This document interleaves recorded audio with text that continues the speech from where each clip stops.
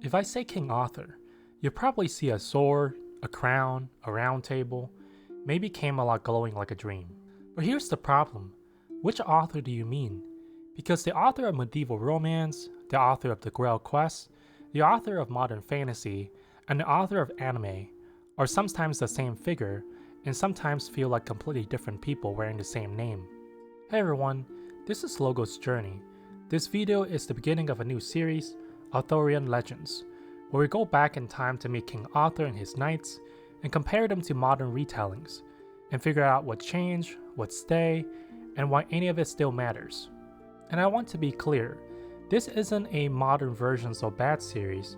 It's more like, if you only ever met Arthur through modern media, I want to introduce you to the older voices that shape him, because they're fascinating, and honestly, they're weirder and more beautiful than people expect. For me, this is deeply personal. I'm a huge fan of epic fantasy. Brandon Sanderson is one of my go-to authors. I love mythic dark fantasy games like Elden Ring. One of my favorite characters of all time is Saber, Arthurian Pendragon from the Fate series. These stories made me ask a simple question. What happens when you trace that knight archetype backward? What did the medieval stories actually say? What did the later writers add? What did modern creators reinterpret? And why does that reinterpretation work so well? That's what this series is. So, where do the Arthurian legends come from? Not from one original book. Arthur is more like a river fed by many streams. Stories told, retold, translated, rewritten, and expanded across centuries. And I think this is one of the reasons why Arthur is so rich and complex, because even though they have all these differences, we can see the overlapping ideas and symbols between these different stories. One major turning point came in the 12th century AD with a French poet named Chrétien de Troyes. This is where Arthur's world became a powerhouse for romance stories. Quests, knights, honor, love, temptation, and that strange medieval feeling that love and tragedy are always standing side by side. Chrétien gave us the Grail as an enigma, and later medieval cycles turn into the spiritual center of the legend. That's where texts like the Quest of the Holy Grail live. What I love about the Grail material is that it's not just an adventure story, it turns the whole quest into a spiritual test. And the test is less about can you win, and more about are you worthy. Finally, in the 15th century AD, we get Thomas Malory, who gathers a huge amount of Arthurian material into a single sweeping English work, L'Amour d'Arthur, printed in the 1485 AD.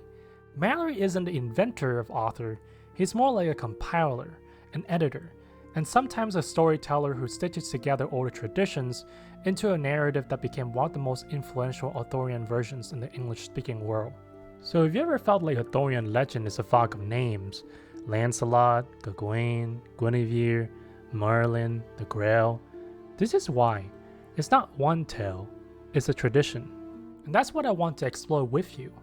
Without getting lost in a textbook, we're going to read these stories like stories.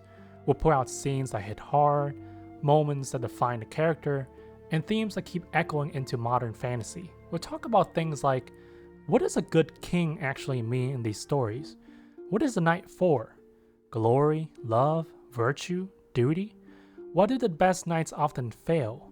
Why does the Grail feel like the center of a spiritual universe? And we'll also compare it to modern retellings, because modern creators aren't just copying Arthur, they're using Arthur to talk about modern questions, identity, sacrifice, trauma, leadership, and the cost of ideals. Because Arthurian legend is basically a blueprint. So much of modern fantasy, things like quests, chosen kings, sacred swords, noble orders, tragic heroes, is either directly descended from Arthur or shaped by the tradition Arthur helped define.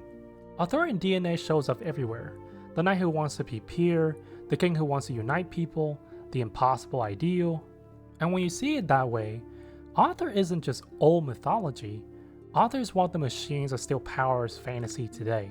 That's why I'm not here to attack modern versions. If anything, Fate is one of the reasons I'm here, because it proves something.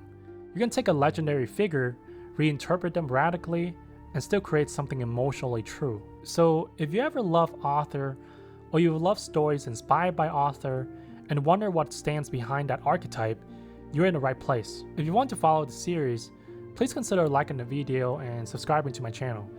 And let me know in the comments, When you hear King Arthur, what version comes to mind first?